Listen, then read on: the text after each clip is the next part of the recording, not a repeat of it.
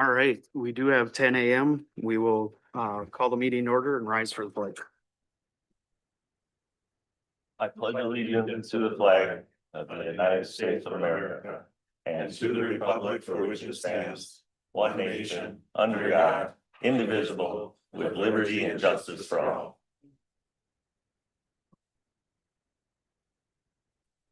All right, well, thanks everybody for showing up today. We got a full board in person today, so that's nice. I think that's the first time all year. Yeah, I think so. So we will look to do a public forum here. And I do see a few people, I don't know if they're all gonna talk in public forum, but I'm gonna just read it here real quick. Members of the public are invited to speak after being recognized by the chair. Speakers should approach the podium and speak into the microphone. Speakers should state their name and limit comments to 3 minutes. Speakers may not share minutes with other speakers. As part of the county board protocol, it is unacceptable for any speaker to slander or engage in any character assassination at public board meeting. So with that, is there anybody that wants to speak at public forum? Yep.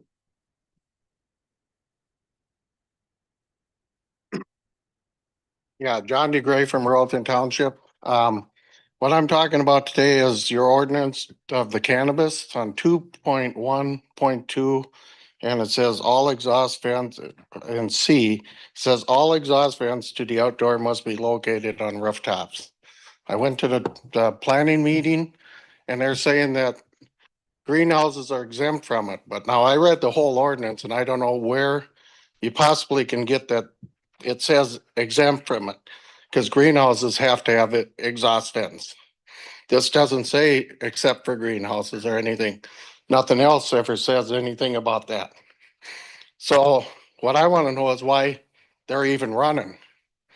These are all in the county. If all of these got these exhaust vents on the roofs, because you give them the permits and they're operating.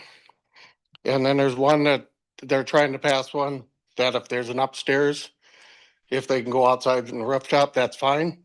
But if he's operating, then these were all put in place in December.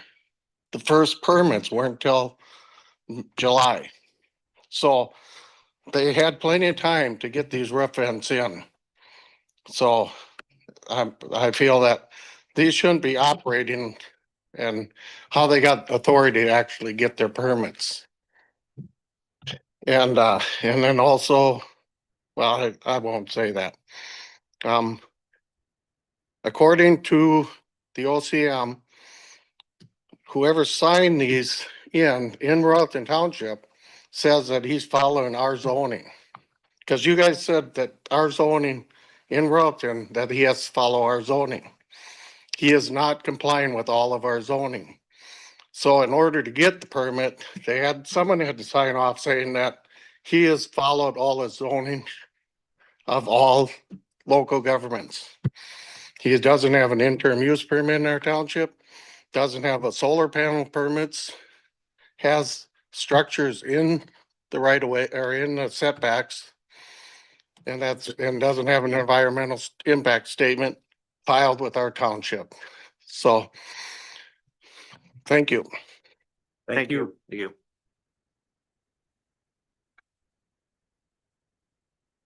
Just state your name and where you live. Tori Sigurdsson or Victoria Sigurdsson. I'm here for the marijuana manufactured in Royalton Township. My kids and I on January 12th, we're going into Pine City to pick up our Azure order about 6 o'clock.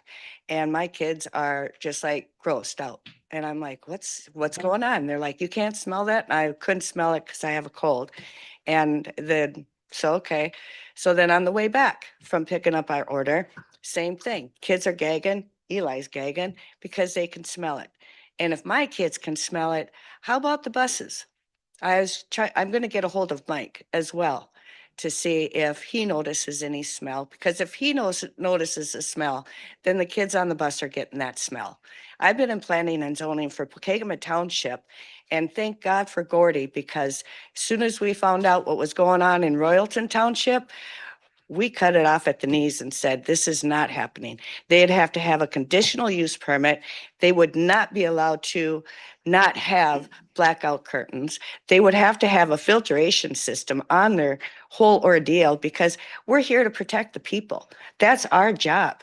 And I don't see how this is happening to the neighbors around this whole manufactured place. It's not happening. From my house, I can see the lights.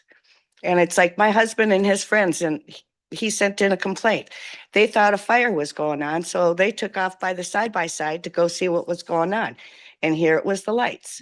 So if it's affecting, I mean, we can see it, like we see it. How about the people that are around this, that are adjacent to the property? You know, what is the detrimental of it's causing for these people? And it's our job to protect them. Thank you. Thank you. Thank you.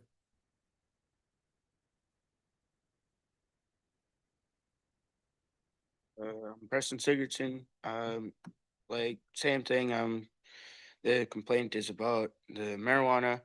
As she said, like we were driving on the way there, we had our windows down just a little bit and we could smell that we could smell it for like a whole minute. And then as we were on our way back from town, we had the windows rolled up. And the heat was like on maybe a little bit and we could smell it again and it was like the same level of smell for that same amount of time. And it just doesn't smell right. And like she said, with the buses and stuff too, with the kids smelling it too.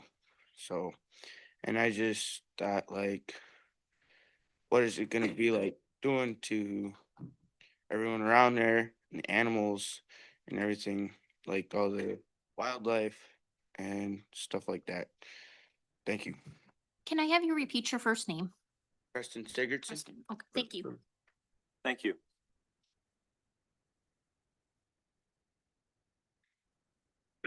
I'm Eli Beth Sigurdsson. I the same thing about the marijuana. We were going to Pine City, and with the windows open, and I've never smelled this smell. And I told my mom, and on the way back, we weren't like on the Harvest Road. We were like driving past Harvest Road, and this time we were driving back home. Our windows were closed and the heater was on a little bit. Um, we could still smell it even 2 miles. We could still smell the marijuana. Thank you. Thank you. Thanks. Thank you. Yep.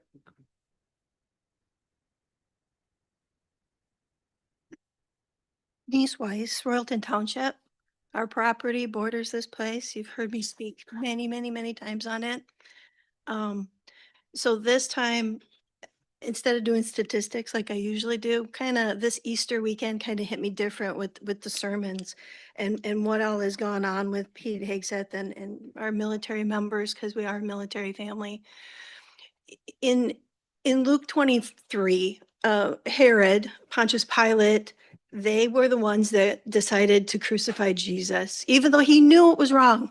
He knew it. He begged people to say, like, are you sure this is, you want to do this? I don't have a reason for it. And the crowd shouted, kill him, kill him. The same way our crowd shouts, drugs, drugs, do this. So he did that. On the way with the crucifixion, as Jesus was carrying the cross, he was offered sour wine and drugs. He refused. That should tell us right there. He refused. 3 days later, when the women went to the tomb to go find Jesus, and he wasn't there, they went to the apostles. The apostles were like, "No, we watched him die. No, he's gone." They didn't believe him. How many times have us women been here telling you about drugs and all the deficits that are with that and all the facts that go with that, with the lights, with the odor? We have children now that have also said the same. Mr. Frederickson, I'm sure you see all the time with people in the system and how this has been detrimental. It took the apostles quite a while before they believed the women. And we have men here, our apostles, to finally start believing what we are dealing with the drugs. But drugs aren't good for a community. They're for the walking dead, to help them pass, to give them consolence so that maybe they're not suffering the same, not for just a party. And I really hope that with the light and the odor mitigation that we need now that this has been allowed, because you guys are our Pontius Pilate, you guys are our authority to help us. I really hope that you can figure out ways to help our community for now and in the future. Thanks. Thank you. Thank you. Thanks. Anybody else? Nobody in here? Got anybody online? Nobody online? All right. You'll move on to adopt the agenda. Is there any additions or revisions? Yes, Mr. Chair, members of the board, we have one addition, adding, I would suggest item 8.1, a collective bargaining agreement. This is the last, contract that was open for 2026. That was, we have a tentative agreement with the group. So just adding that to 8.1 for approval, and then additional information for regular agenda item number 8. It is a copy of the actual ordinance that's proposed. And it has been reviewed by our county attorney. I'll move with additions, Mr. Chairman. I'll second it. Mr. Chair. Yeah. Can I make a motion to move something from the consent agenda to the regular agenda? Okay. Okay. I'd like to move the number 5, the timber auction, to the regular agenda for some questions, discussions, please. Item 8.2. Okay. How about we do it under 8.2 after the data center? Or 8, we'll do it after 8, Well, we already have 8.1. 8.1. Okay, so yeah, so we'll do 8.2, sorry. This is, yeah, okay, all right. Is that all right? Yep. And then actually, since we're going over it, I'd like to pull the consent agenda number 3, the commissioner's expense claim form, and put that under 2.1 after the district court update.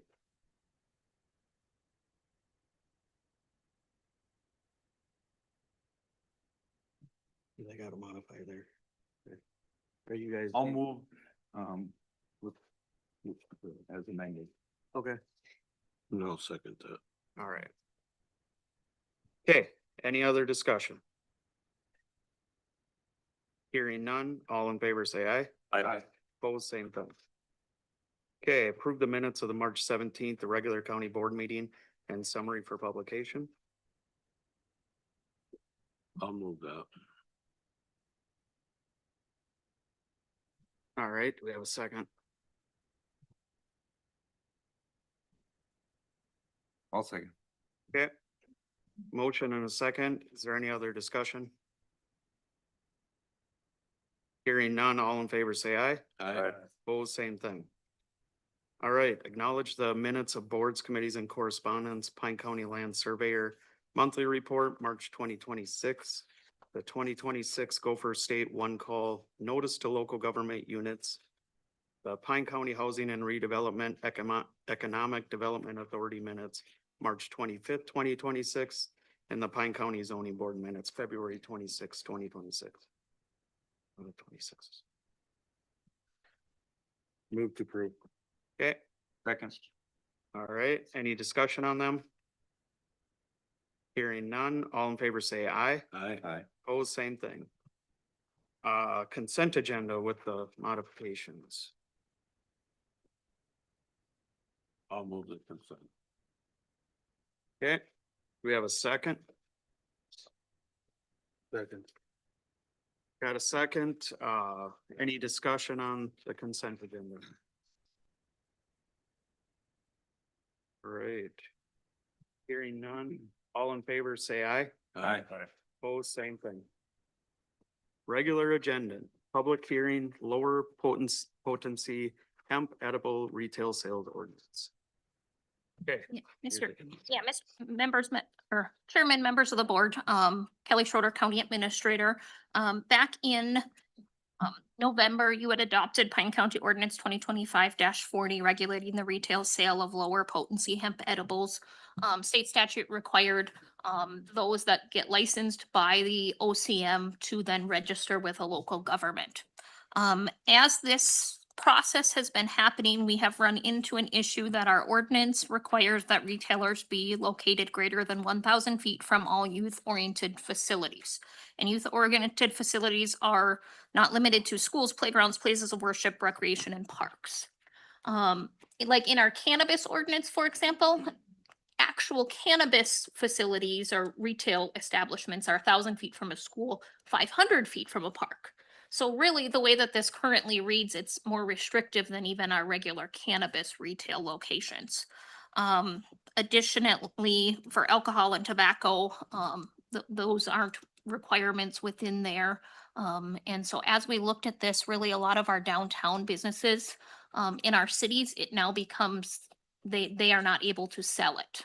So all of downtown Pine City, our local restaurants, our municipal liquor store, all of those facilities, even the tobacco shop out on the freeway in Pine City, all of those can no longer sell that low potency product with the language of the ordinance. So our suggestion is simply to strike that requirement. That is not something that we have to require. At this point, as we looked at it, it really hurts most businesses. Mr. Chair. Yeah. Are we open for discussion on this? So. Yeah. If we're going to regulate it the same as tobacco or alcohol or anything else, so then do we add that to a compliance routine for our sheriff's department? Should that be part of that? Right, that is part of the ordinance already, is that Okay. we have to do compliance checks. On that for low potent. Okay. One of the other questions, or I received a little bit of feedback, was maybe, and I think this is good, but maybe we should look at kind of how we handle liquor. And it's only available, the gas station things. Sometimes that's where some of our issues come into play. And I know down here, like alcohol, you can't buy at gas stations no more. But I'm not sure the rest of the cities if they're that way. But it just seemed like like the smoke shop and the liquor stores are more apt to handle how to deal with that. I don't know. Yeah, Just a thought. and in recent, I had some discussion on looking at, should we be looking at narrowing the scope of who can sell it as well? But it became very hard to come up with any language that wasn't discriminatory. Okay. And I think this is a step, and obviously, if we have to start looking at other things, we can do that too. But I don't know. I think it's, we've been doing the tobacco thing for years, and I don't know. I'm not a user of the hemp, so I'm not sure even where you'd buy it, but I guess you buy it at a gas station, so same place you buy smokes. So I guess it falls in line with what we're doing there. It's a compliance review thing. They sold it without our blessing for however long it's been available. And now they decided the counties had to issue a license. So I guess I haven't heard that it's been a big issue. Go ahead, Roger. Mr. Chair, maybe your county attorney can answer this, but is this the product that federally, there's a window where it's available, but it will be considered illegal at some point during this year based upon I think it's the one big beautiful bill that correct me if I'm wrong on that.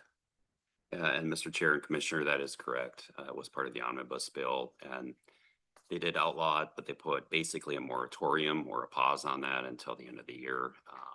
So I think the state's philosophy is just to move ahead until there's some congressional action that may or may not fix that. But at this point, it will become, unless there's a change, it will become illegal. Do you know when that date is? I thought it was October, Roger, but Yeah. October 1? Yeah, I think it was either October or December. It was November. November, okay, something. yeah. Okay, thank you. Okay. Any other questions from the county board? Hearing none, we'll open up the public hearing to take public testimony. Anybody here? You can all go. Just name and what organization you're with. Marcy Peterson, City of Pine City, City Administrator. Thank you for your time. Minnesota does not currently have restrictions for THC beverages to be kept behind the counter. However, in Tennessee, it is. So everything hemp derived or THC products, including the beverages, must be kept behind the counters, which makes it inaccessible in stores where you don't have to be 21 or older. That ensures safe sales and employee interactions and proper age verification. The goal is simple. We want to prevent underage access and create real accountability at the point of sale. My concern is enforcement. Pine County has not been consistent with liquor compliance checks, so how can we really expect stricter enforcement for the THC beverages?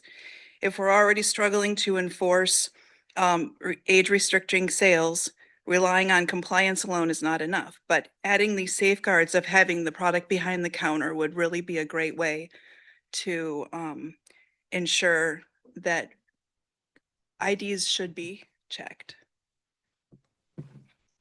Thank you. Thanks. Thank you.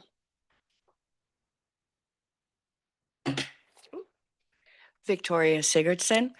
I was reading about they're talking about our children once again. And because the marijuana is getting so potent that they are finding that we're going to have more cases of schizophrenia and all this other kind of stuff because of the potency of marijuana. Thank you. Thank you.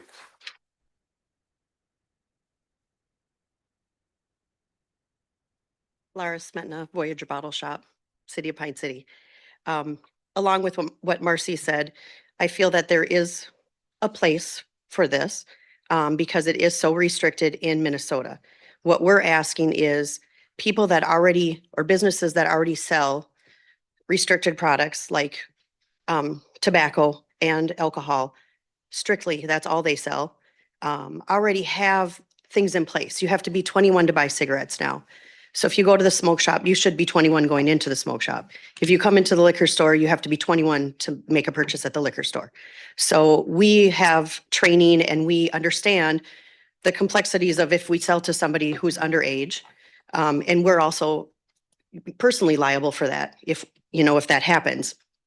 I think that if it continues to be sold in other places that offer Gatorade and Snickers and chicken and all of ice cream and all of that things, then have it be like tobacco and have it be behind the counter so that there isn't access to the youth right next to the Gatorade or right next to, I don't know, the fruit snacks or whatever it is. That way we have less opportunity for kids to, a lot of these are sold in single cans as far as the drinks, grab a single can, sneak it in their pocket or go around the corner and go into the bathroom and put it in their purse and then walk out the door with it.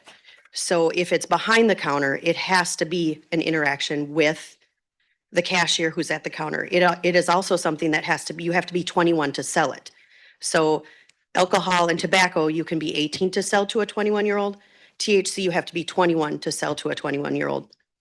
So that becomes another thing that if they're at the counter, if they have somebody who's underage that's working there, they have to call a manager over, or whatever. And as far as IDs go, with THC, that is the law. You have to show an ID. You have to physically see the ID in order to sell it to someone. And unfortunately, we know of 2 cases locally, not in Pine City, that's happened recently, that they didn't even ask for an ID. So, thank you. Thank you. Thank you. Anybody else in the public? Nobody online? Okay, we will close the public hearing and county board additional discussion.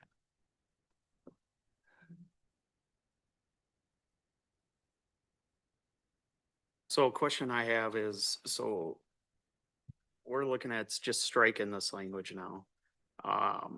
As we move forward. I think these are all good points. But, So I do want to provide one piece of clarification. okay, It is beverages that are not behind the counter only. That gummies and those types of things already do have to be behind the counter. okay, so the cool drinks or whatever, all right. Okay. And again, we might be just worrying about something that quite possibly could go away here shortly or not. We don't know. I don't know. What do you guys think? So a month ago, this could be anybody that had, you didn't need a license Last year, last year from anybody. right? You had to register, You had fill to- out a little You form. had with to the fill state. out a form, so they knew you were selling it, but there were no restrictions, basically. If you got the permit to sell, you were okay. Now we're putting some restrictions. If we, do this for a few months and find out that, you know, we should have did something different. Do we have another public hearing and do something different? Is that the procedure? Correct. But I will note, it's a little bit hard to put the cat back in the bag. Yes, I understand that. It's always easier to open up the bag than it is to close it. Which Teresa and I did look at a variety of different language. And it seemed most clear to move forward with just striking this piece.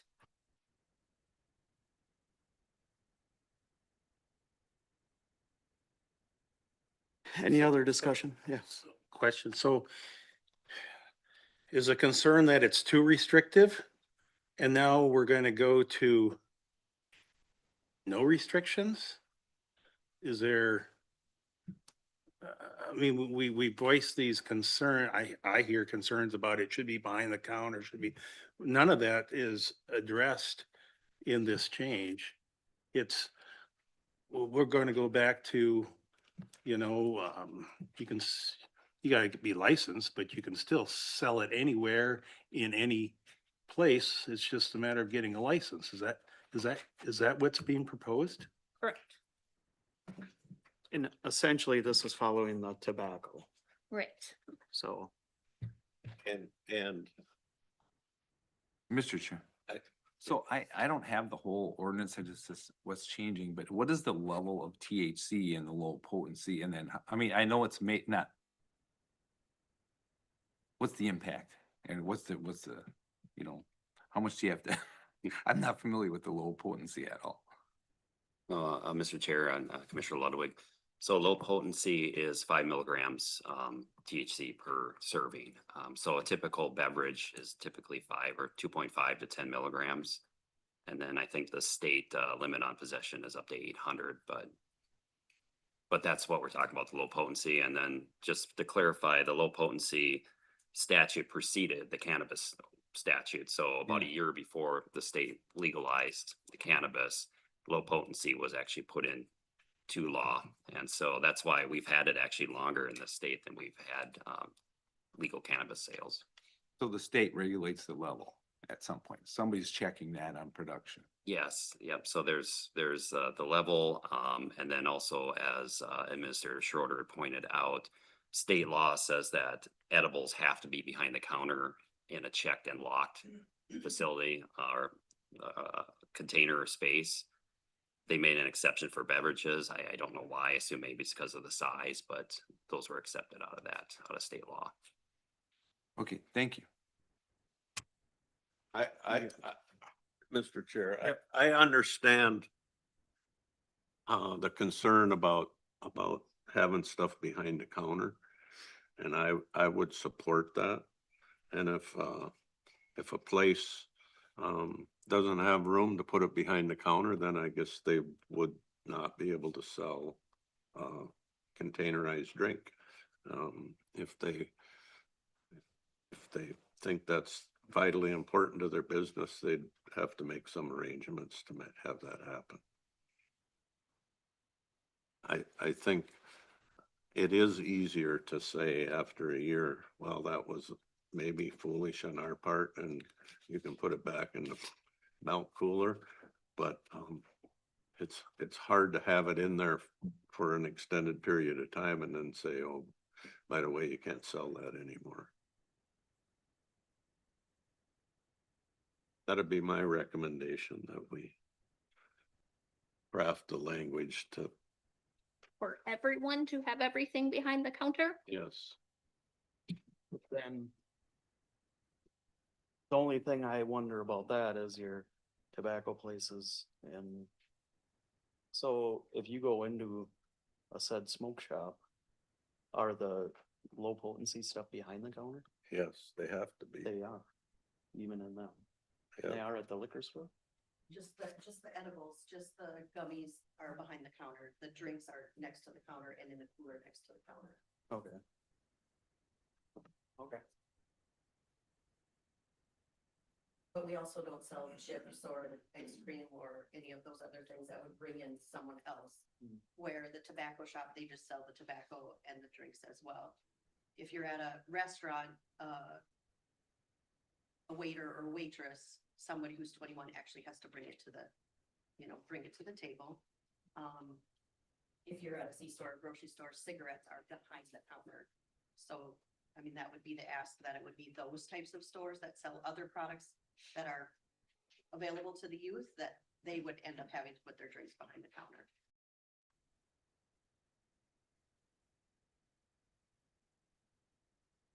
Chair, so that in the presentation, the comparison was made to, comparing to our,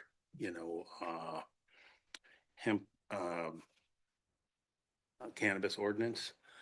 And, I recognize that THC and LPH, they're not the same product, but they're pretty close cousins, So when we can look at those ordinances, and the argument, and I think that was maybe at the zoning board was, we've got this higher standard here for, as far as distances, setbacks, for low potency hemp. So when we compare it to cannabis, and so now with this proposal, it lowers the standard, but it lowers it way lower than our cannabis standard.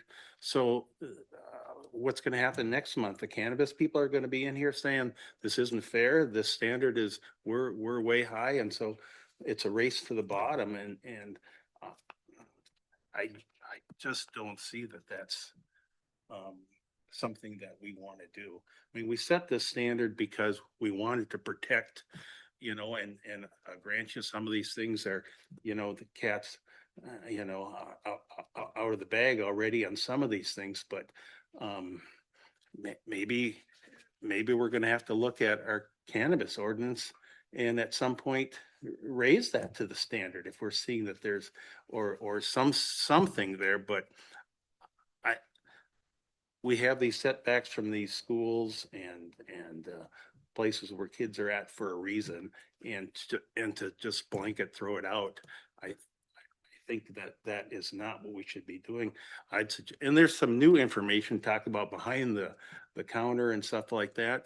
That's new to us today. So I'm really not ready to go ahead and pass an amendment to the ordinance considering those changes. I think we maybe need to sort of digest these things a little bit before we move forward. So, Mr. Chair, I understand what you're saying, but so then the people that have been accustomed to selling these products for a couple of years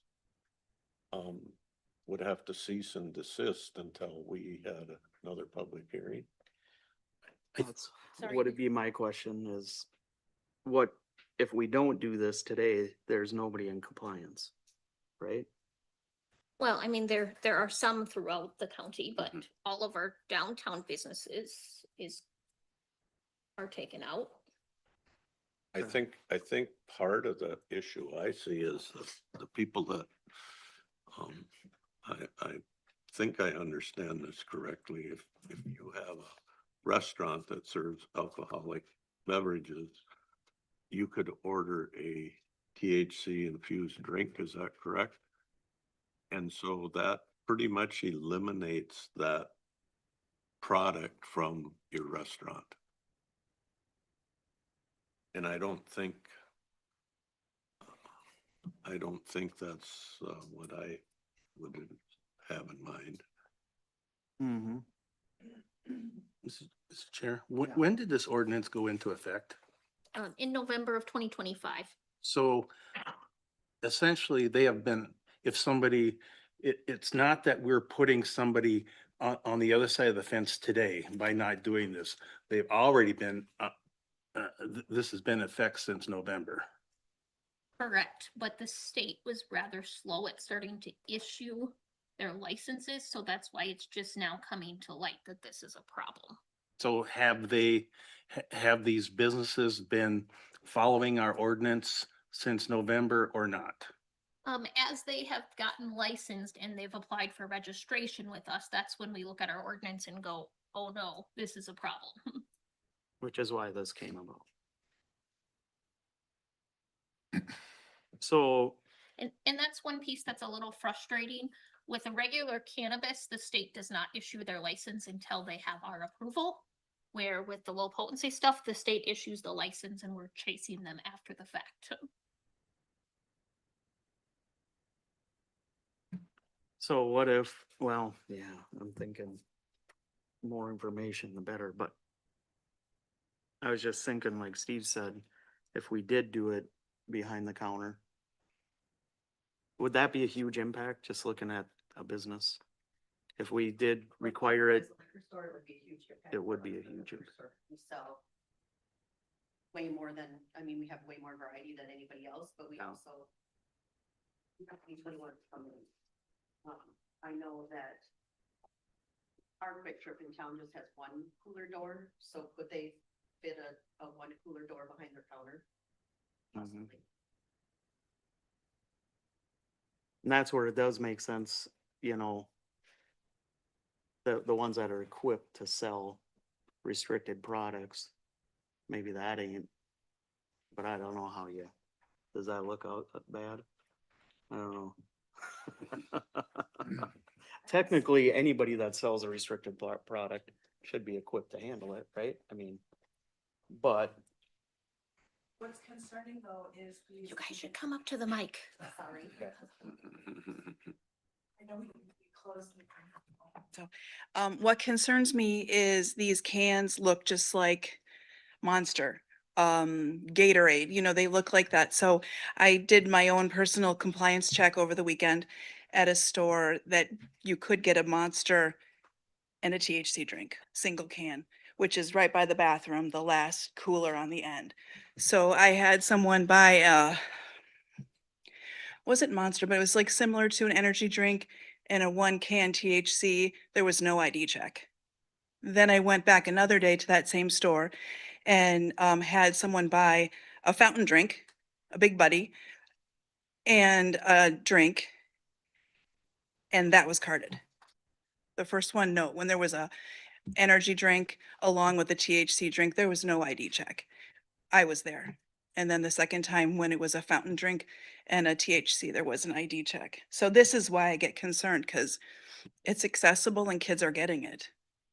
Thank you. And they look very, And they're bright and cheery and they look just like the energy drinks. So same size, same, and they were both rung up and there was no ID check. This is what they look like in a store.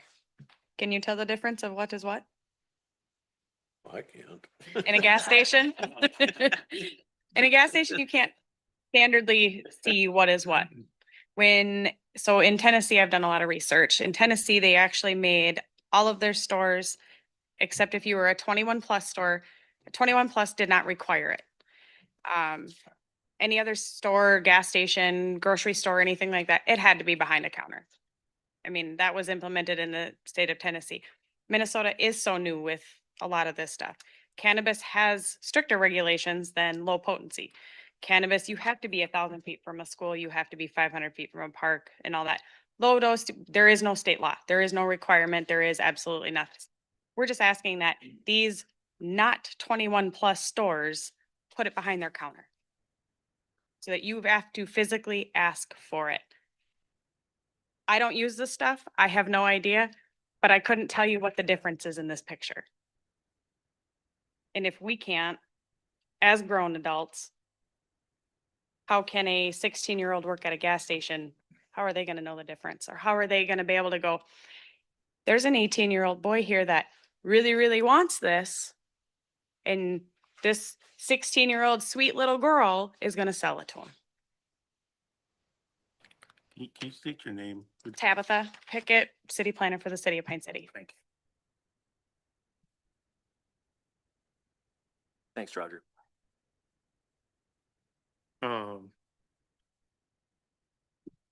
Yeah. Well, I would offer an amendment that says if you're not a 21 and older store, everything has to be behind the counter.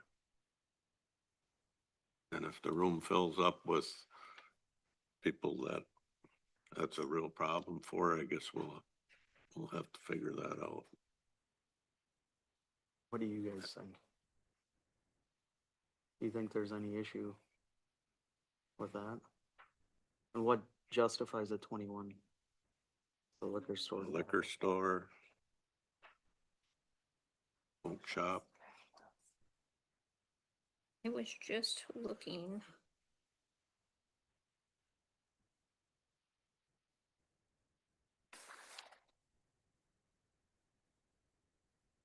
Restaurant, well, a restaurant, you're gonna have to serve it to them anyway. That's Yeah, all. it'd be behind the counter.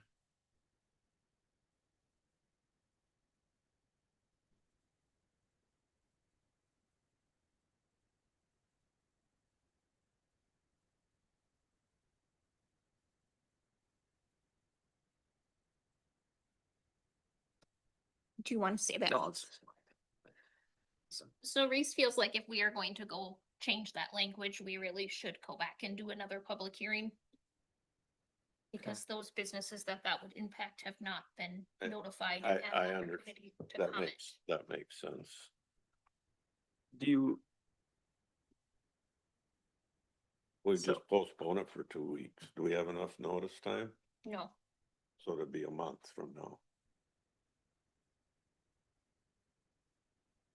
Mr. Chair, yeah, I'm okay with postponing it a month because I really want to study this a little bit more. Even the setbacks thing, maybe there's some compromise here, but I'm not ready to throw that out completely. So all said, I think there's plenty of material to delay and let's try to get it both of the right. so here's my only issue, what do we do in between? Are right. they able to sell it, not able to sell it? Well, technically, we can't issue any registrations, or if we have issued registrations that don't meet it, I think we need to pull them. And the ones that are operate as normal. So can the state grant us a grace period till we? We're charting new territory here. They pass a law and then they don't get their act together and then all of a sudden we're trying to figure this out at the last minute, which is never a good thing to do. And I'm not sure that the state necessarily is concerned about our registration piece, considering they just issue the license and have us chase them after the fact. It really comes down to, are we going to uphold our ordinance that we passed? It's our problem. Which that's, I think, what you're getting at. Can we just look the other way for a month, or is that Yeah. not a good idea? No, it's not. Right, because we have some that we have not issued registrations to, and so how is that fair that we've issued a registration and not, and, Or did it and pull it? right?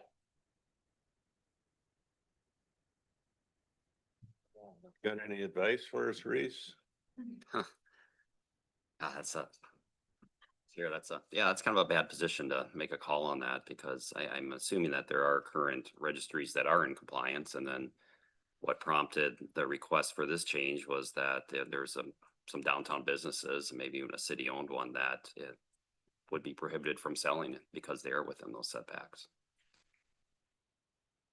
So here's my next, what if we do this? And then, Come back with another public hearing. yeah, I think that's a better solution. We strike the, we let business go on the way it's gone on for 2 years. And then we do our research and come back and and if a said non-21 store approaches you with a registration, you have the conversation, this may change. We're in the fluid, it's kind of fluid right now, and then that could be their decision whether or not they wanted to do it. Not saying that's what we're gonna do, but it's kind of looks the way leaning and whatever. But then if a bunch of people come to us and say, well, this is why we don't want to do that, then that's a good reason. I don't know. Is a Can we- month enough can we time? pass an ordinance with a 60-day time limit on it, which forces us to act on it? I don't know that we need that. Okay. And you think a month is enough time? Okay. Okay. So has everybody got that? No, I didn't hear, Okay. I did not hear everything you So were saying. what we look at is passing this ordinance, so business can go on as usual. A month from now, or the first county board meeting in May, here, we will do another public hearing to discuss any further changes. What are we gonna do in the meantime to learn or get up to speed on stuff? Yeah. We'll be getting information Right. Okay, from Kelly. as So, long as we do something in between so we yeah. can improve our discussion or know where we're going. And then the licensor or our registration will have the conversation that, hey, this is the way they're leaning. Just instead of, investing a bunch of money in it and all of a sudden you be told you can't. So, Mr. Chair? Yeah.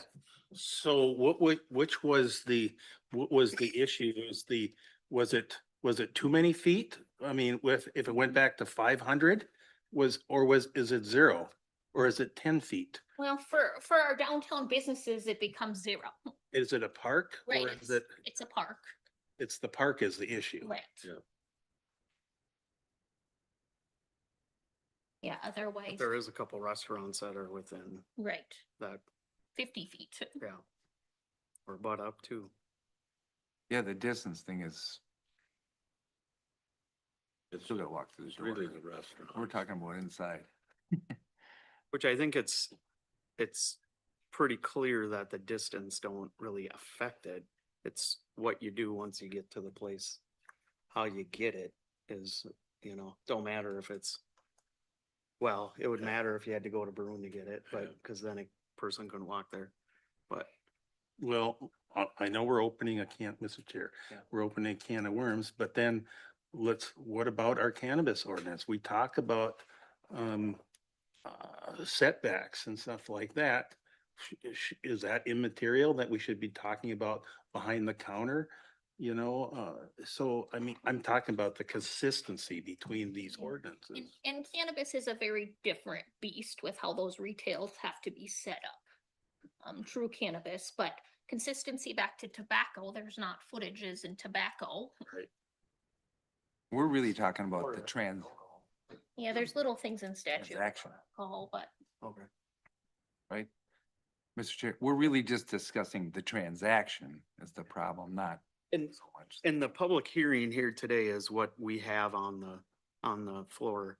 So that's kind of what we gotta act on. I know this is, but what we've been discussing for the last half Yeah. hour is the transaction, not the distance from anything.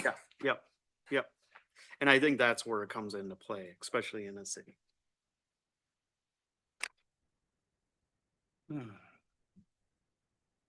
So. I don't know. What do you guys think? I think we need to move ahead and with the ordinance, with the language struck that was presented. I'd make that a motion. Okay. And with that, the understanding is we're gonna We're come gonna back in a month. at the May meeting and. Yeah, but we probably are gonna discuss transaction, not distance. Yes. Yes. Yep. But that'll be on the public hearing. So Steve made a motion. We'll strike this. Do we have a second?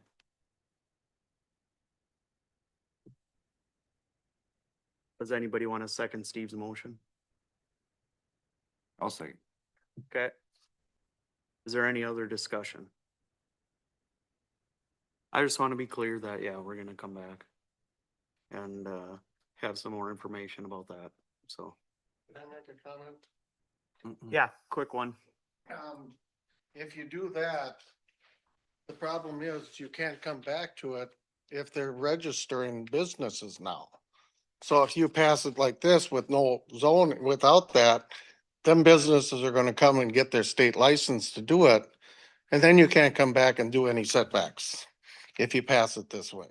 Am I correct? Or that's the way I understand it? Not necessarily. Because if someone registers as a thing, and now all of a sudden you can't come, you come back in a month and say, now we're gonna have the zone, the setbacks.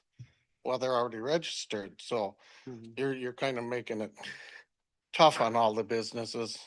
You're saying they can do it and then they can't do it. You're gonna have a hard time coming back and saying you can't do it. are you referring to like they'll be grandfathered in where they are? Well, Right, that's pretty much. technically what we're not looking at coming back as setbacks. We're looking at the purchase requirements is what we're gonna be looking at. So the setbacks are what we're getting rid of, I think. And I think is everybody aware of that? Yep.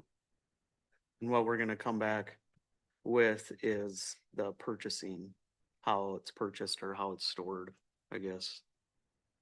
So. Yeah. Can you repeat what the motion actually is? The motion is ordinance 2026-14. That's what the motion is, And just that, just that. okay. And then we are planning on coming back in a month to discuss further The restrictions. sales. Yeah, sales. Is everybody good? Any other discussion? Okay, hearing none, all in favor say aye. Aye. Opposed, Aye. same thing. No. And I abstain. Okay. All right. We're good? Okay. Thank you, everybody, for your input on that. And, yeah, we'll probably see most of you in a month or in between. So, all right. So now Pine County District Court update, by Judge Stoney Ilias. Perfect. Thank you. A very patient man. Yes. Thank you. Maybe you can It's give what us. I sometimes hear. Sometimes too patient. Maybe Reese's attorneys would say that. Good morning, Mr. Chair and Commissioners, members of the county staff.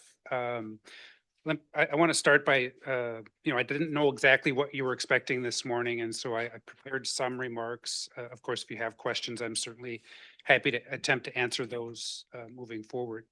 Thank you for taking the time to meet with me today. I know you have a full agenda, and I appreciate the opportunity at least to introduce myself since I transferred here in October. Many of you maybe have not had a chance to meet me. I want to start by saying how much respect I have for the work you do. Just kind of what I heard here takes me back somewhat in my own career. The decisions that a county board makes or a city council makes, oftentimes with limited resources and limited time to make those decisions, have a real and immediate impact on the people that you serve and that I serve.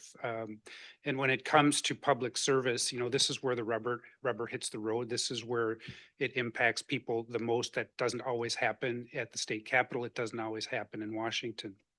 So that's not something that I take lightly. I've been in your shoes as an elected official. I know many times making a good decision for the whole means that you also come with the ire of certain individuals, and that's not always an easy thing. I've also been in the chair of County Attorney Frederickson and been in the position of giving legal advice to elected boards. And so I certainly am taken aback a bit this morning by the conversation that you've had with the staff that works for you. But making the right decision for the whole oftentimes takes courage and it takes conviction, even in the light of complaint. I also want to recognize the county staff since I've been here, from the administrative staff to the county attorney to the sheriff's office for their consistency and professionalism and follow through when needed. They bring and make the county government function day in and day out, and I've certainly appreciated their work in my transfer to here. I especially want to thank you and the sheriff for your commitment to the security and safety in this building. That's not something that I've always experienced in my legal and judicial career. And it's one of the reasons why I chose to make a transfer after 14 years of being a judge to Pine County. I fill big shoes here with the retirement of Judge Krista Martin. I know many of you probably know Judge Martin well. Judge Martin is a dear friend of mine and, was and is an excellent judge. She might be coming back here and there perhaps to do some senior judge work. I know that Judge Martin would speak to this body at kind of regular intervals and give kind of a state of the court's address. I'm willing to continue that tradition. If you think that's valuable and helpful, please let County Administrator Willard know, and she and I will provide that. As I've settled into my role here as a resident judge, I'm mindful of that while the judicial branch operates independently, we are all part of the same broader effort here to promote community safety and help the citizens of the public. And so with that, I want to be a good partner in that sense, respectful of your role and boundaries, but always open to communication and collaboration between the courts and the county moving forward when that makes sense to do so. You all don't know me. I thought I would share just a little bit about my background and what brought me here, so you get to know kind of who I am and why I'm here. I grew up in East Central Minnesota, primarily in Isani in the Cambridge area. Trust me, I've played football, basketball, and baseball in every field and gym in this county and all the others around here a long time ago. I graduated from Minnesota State University, Mankato, and Mitchell Hamlin Law School over 30 years ago. So I've had a judicial career, a legal career of a little over 30 years. My first job in my legal career was as a law clerk for Judge Jim Clifford in the old courthouse in Pine City. So many of you might remember Judge Clifford. And so coming back here as a judge kind of brings my legal career full circle. And I certainly appreciate that. I was at one time the director of legal services for the Mille Lacs Band of Ojibwe. That was kind of the beginning of my career. I served several years as the chief deputy county attorney in Isani County.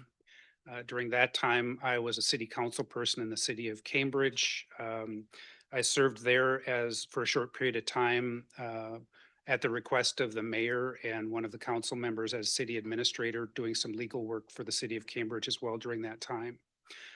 From there, I became the city attorney for the city of Coon Rapids. Many of you, of course, know where Coon Rapids is, especially if you've been to the Costco down there. And so, the development of Riverdale, I guess, was one of the primary things that I worked on during my tenure with the city of Coon Rapids. I've now been a judge for 14 years in the 10th Judicial District. And I've enjoyed that work immensely, from 2020 to 2024. So during primarily the pandemic, I was elected to serve as the chief judge of the 10th district. So the 8 counties and 45 judges. I served as kind of the chief judge for the district and on judicial council during that time. Now, I am the chair of the Minnesota Judicial Branch Artificial Intelligence Response Committee. So that's been very interesting just on how artificial intelligence impacts the business we do in the court system. I also serve on the Tribal Court State Court Forum and have done that kind of throughout my judicial career, along with many other leadership roles. My entire career has been dedicated to public service. And I truly believe in the independence of the judicial branch. As a fundamental concept, and things like due process and fairness and respect do not come lightly to me. A little bit about how we're operating currently, and on behalf of Judge Wynn and Judge Steffen, who maybe you have met, I want to thank you for your commitment to justice and commitment to the safety and security of this building. So you all know it's the 3 of us judges here in Pine County, because of weighted caseload and how we judge or how we measure our work. Judge Wynn handles all of the CHIPS cases for 4 counties, Isanti, Chisago, Kanabec, and Pine. I do all of the housing court for those 4 counties, along with some backup support by Judge Steffen. So, and then I also provide trial coverage for Isanti County on a regular basis, and Judge Steffen also handles criminal cases in Isanti County. And we do that because we recognize that there are other places that need additional support and are short-staffed. And so, we kind of share that work, especially now that we can do a lot of that work electronically. And that's, one of the reasons why we have 3 judges working here. So our court staff is working hard. We're busy. We're doing things for other counties. And, we certainly appreciate what you bring to the table when it comes to, the functionality of this building. In closing, I want to thank you for your service to the citizens of Pine County. I want to ensure you that, our aim in the court system is to ensure that people are treated respectfully. Fairness is a big thing for all of us. Due process, of course, and the independence of the judiciary is important to us to make good decisions in a manner that people can respect and trust. And so I want to again thank you for the opportunity to speak to you today. If you do have questions about, how we're operating or what's going on, I'm certainly happy to try to answer those this morning. But if you have other questions, you can certainly let Court Administrator Amy Willert know, and we can certainly talk about it. So if you have any questions, I'm happy to try to answer those. Otherwise, I'll let you go about your business. Any questions here? No, but of course I gotta make a comment. But thank you very much for coming and pass this on to Amy, and I know Amy's sitting here, but Amy has been a big part of how the court system works in Pine County in relationship to the board. She comes and presents at budget time. She's always willing to come and voice her opinion if there's something that needs to be attended to. So she's a great conduit, and we recognize the good work she does. And I do too. Amy and I go back a ways because we worked together in Kanabec County when I first became a judge there. And it was no surprise to me when Amy got the job as the court administrator here. So I certainly appreciate that she's here, and we're kind of, again, a full circle moment that we're back together. So. Good. All right. Mr. Chair. Yeah. I just have one, what can be more of a kind of a comment question. If you have any issues with safety or thinking, if you notice something that needs to be brought to our attention, please, we'll address that, okay? Yeah, And I want to know if you're comfortable now. I know you mentioned it, but is you feeling good? I feel pretty good. I mean, coming from Kanabec County, where the level of security is not what it is here. And of course, understanding that Isanti County and Chisago County have a higher level of security with front door screening of people who coming in. I'm comfortable. I say that just with a bit of hesitation because, in the last 2 years, I've been threatened more often than I ever have. There are odd things going on with mental health crisis that impact the way we're doing our work. And that seems to be increasing. And so, you know, if there's any way that we can partner with you, if there are grants available and other things that I know Amy Willard is aware of, if the legislature frees up money, we're still happy to partner and try to get grants to up that level of security. So Thank you. I do appreciate what's being provided here in Pine County. I know the other judges do as well. Thanks. Okay, well, Right. thank you very much. Thank you. Thank you. All right, we'll move on to regular agenda 2.1, the commissioner expense forms. So we're on the consent agenda. One of the per diems requested was from a committee that, Commissioner Waldham is not on. So we're just, I know we just have to have that discussion as a board. I do believe in the past, if you're not on it, or an alternate or requested to be on that board, you know, you don't go or for sure you don't take a per diem. So I just wanted to get the board's thoughts on that. That was the HRA EDA. Yeah. I'd make a motion to remove that if that's the direction we're gonna go. Okay. Thanks, JJ. It has been our past practice to, if you're not on a committee, unless you're requested to be there. I think it's a good, The request was made, but I should have ran it by the board then, correct? yeah, thanks. Okay, JJ. all right. Thanks for clarifying. Mm-hmm. March. And then, just one other thing, a little bit of housekeeping on it. On, February 1, it just says Zoom meeting. Usually we put a little context to what it is. So they don't have to go back and figure that out as well. So, does that make sense? Yep. Commissioner Walden? Pardon me? That's what I figured. So that's why I figured I better spell it out here. So in your February 2026 form, if you want to look at it, you just scribbled out one and you just wrote Zoom meeting. Well, Zoom meeting, what does that mean? Okay, so it'd be nice if you put like what the meeting was. Well, what I'm looking at here is county board meeting, Pine City. In a Zoom. Yep. And what about the one you wrote underneath it? Which one? The 2/4 of 26. 2/4. When reviewing the commissioner calendar, that was the Facilities and Yeah. Public Safety Committee. That was the day I actually discussed it with our administrator. So I should have wrote more in there. Yeah, we just want that noted, what that meeting. was. Gotcha. Facility. Thank you. I just couldn't hear, like, sometimes you just can't hear, sorry. Yep. Sounds good. All right. But we got that taken care of. Well, Do we you- need to make motion? Okay, so you made a motion. Do we have a I'll second? second. Okay, any other discussion? Hearing none, all in favor say aye. Aye. Opposed, same thing. Technology Committee report. I can do that. if Yeah. Ryan backs me up. But anyway, we heard from, Auditor Treasurer Mary Jensen, gave us an update on the project to migrate payroll.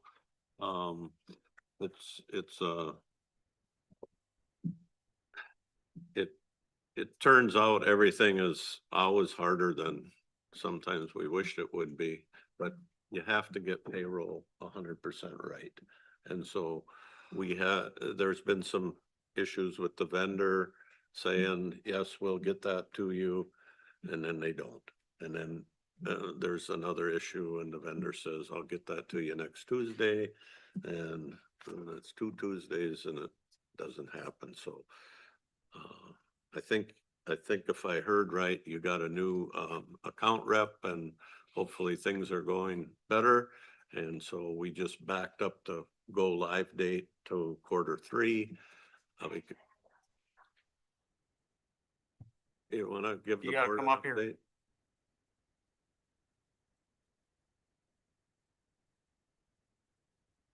Chair, Commissioners of the Board, Mary Jensen, Pine County Auditor Treasurer. I do have an update on the UKG implementation. We did have our UKG specialist replaced at my request, just because we were not moving forward as we should. We now have a new rep in place. Her name is Erica, and she is very efficient. Originally, we thought that we would need to push to a quarter break. Our target was Q3, but after working with Erica, talking with Cassie Johnson, our payroll person, because we have to load all of the history for our payroll for reporting, we made the decision that we didn't have to wait for the quarter break. So as of right now, our target payroll date is 5/14. So Coming up quick. coming up very quickly. Working with Erica, she is about 90% confident that we will be able to make that. If not, then we'll push to the 5/28 payroll date. But still will be within Q2. Thanks. Nice. You're welcome. Thank you. Progress.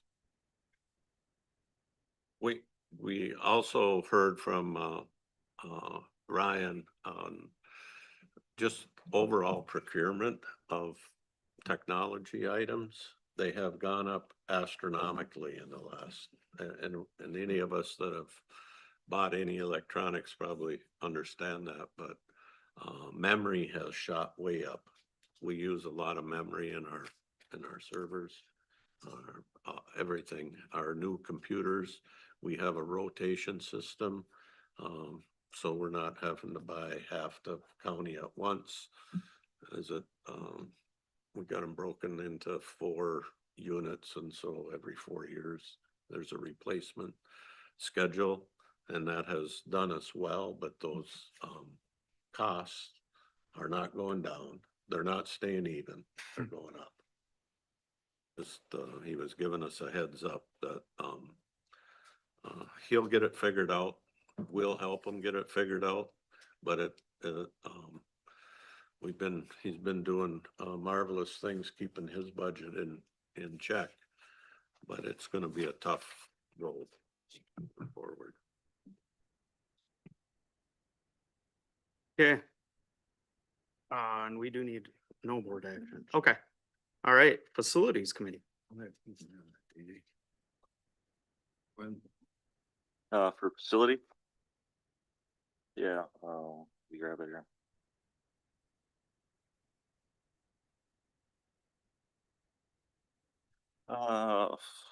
We covered some lighting.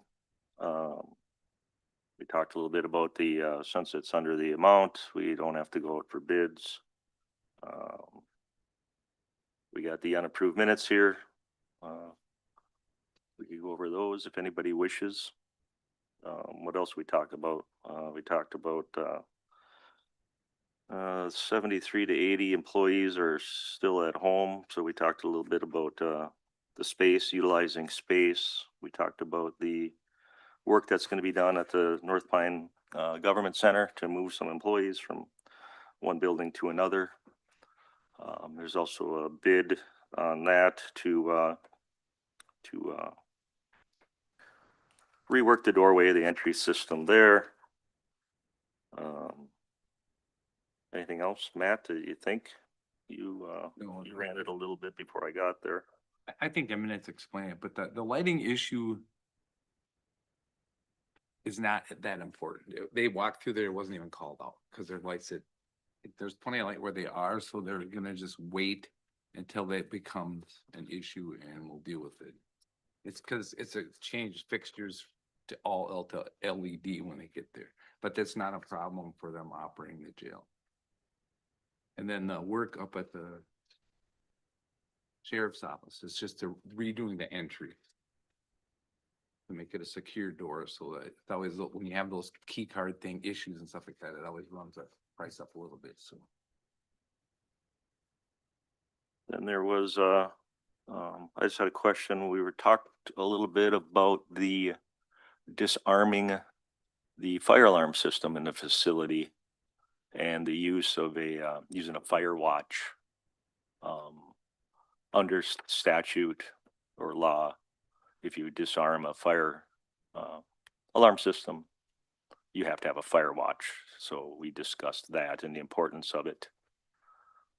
Also, since it was facility there, I brought up, the flag. There was discussion of flying the new Minnesota flag versus the old flag. So we briefly discussed that also. And I don't see that in the minutes, I guess. Both things with the fire watch and the flag discussion. It's the bottom two paragraphs of the minutes. So the fire watch thing, Mr. Chair, Mm-hmm. is that just when you're working on the fire alarm, or we're never gonna have a fire alarm again? No, it sounds like there's hush panels. I don't know much about it, the electronics, but there could have been hush panels used where you just hush the system versus disarming. But if you do disarm, you have to have a trained fire watch person. But that's for if they're working on it or something, right? Not as a general, we're never gonna have a fire alarm again? No, it just sounds like when you shut it off, you have to have a fire watch. Shut it off to work on it. Correct, yeah, Oh. and just to make sure. Scenarios like Sprinkler had break off from the jail. Yep. And where a panel goes, then once we shut the panel down, we need to have somebody designated as a fire watch. Sure. It's not really a train, like a training they go through, but they're designated fire watch. Yep. For the moment. And that's in the jail. And that's in the jail, but I do believe it's countywide. But we're inspected by the state fire marshal, and that is a request that we make sure we have that in our policy, and he'll review that too. There's some, and apologize for not knowing this, but it's MSFC 159017, also a fire chief or a marshal should have been notified at the same time. It's all spelled out in the is it statutes, I guess. So yeah, so we spoke about that also at the and being on the facility committee and just being being safety minded anyway. How often do we have like fire drills? Do we ever have a fire drill here at the facility, the building for? I can speak for the jail. Hey, Rod, Okay, thanks, Rod. Hello, my name is Rod. I'm jail administrator. So I can speak for the jail. We do quarterly fire drills and we do them random scenarios, and it'll include like the fire panel and if we do fire watch, things like that. So the fire drills can be a lot of different things, a lot of different scenarios. So we just walk through that quarterly as part of our process. I can't speak for the whole courthouse. So yeah. All right. All right. Any other questions or? Nope.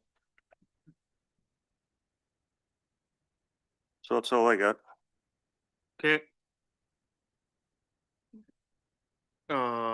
Okay, yeah, so authorized spending up to $10,000 out of the building fund to make necessary modifications such as window and door readers. I'll move that, Mr. Chair. Okay. Got a second? I'll second. Okay. Is there any discussion about that? Hearing none, all in favor say aye. Aye. Opposed, same thing. Alan's not here right now. Yeah. But it'll, yeah. Yeah, that's fine. All right, so Reliance System inmate communication agreements. Looks like, Rod, you could have just stayed up here. I'm up again. So good morning, Mr. Chair and members of the board. Before you, I believe there's 2 agreements from Reliance Systems. It's our telephone, video calling, and our text messaging for inmates. So just to give a brief, I know you got a lot of information in there, and there's the contract net contracts both. So a brief, the FCC's new Incarcerated People's Communications Services, the IPCS, it's the rate cap. It officially went into place yesterday, April 6th. And to ensure the full compliance of vendor Reliance Systems, they implemented the required change ahead of schedule when we started it on April 1st. Under the new rules, the rates for inmates, audio and video calling is reduced and commissions on those services are eliminated. However, the FCC does allow that facilities, we have the option to apply a 2 cent per minute additive. And to do so, we have to have a contract in place. Based on our 2025 average daily population, which was at 40, this is the projected, we're projected to a bit about $7,200 on that piece. Now, to help offset those loss, because that's a definite reduction in what we're accustomed to bringing in, Reliance Systems is offering a guaranteed monthly texting commission of $58.20 per inmate. And with the current population levels, that's about $27,000 a year. So all the revenue that's generated from the canteen, and when I say canteen, it's a canteen and communications, goes into one fund. It's called our fund balance. And that's used to support inmate programs, services, materials outside of our general operating. So this is outside of our general operating budget. Beyond communications, which this service provides, the system provides, it's a comprehensive platform. It includes our secured messaging, our voice and video calls, visitation for inmates, commissary ordering for the inmates, inmate kiting, which is the communications between officers, the sheriff's office, drug task force, probation, things like that. And then it's also like our inmate handbook is on electronically, orientation materials, law library, things like that, that we have to provide. And that's all on a texting device. And that's part of that service that we contract with them. It also enhances our safety and security of our operation. The system supports behavior management by incentivizing the compliance. Basically, we can take it away. Yeah, I mean, it's not a right, it's a privilege to use the system. It gives staff full control and monitoring capabilities, strengthens investigations through our recorded communication system, keyword search functions, AI generated risk reports, which is really cool nowadays with AI. It searches through text and audio. It gives us key indicators, like if there's a suicide risk, escape risk, self-harm, harming someone else, it'll pick those out and throw them in a high risk. And then we can see it right now live time and go look at that and see how serious that threat may be. These are all important pieces and aspects that we get from Reliance System.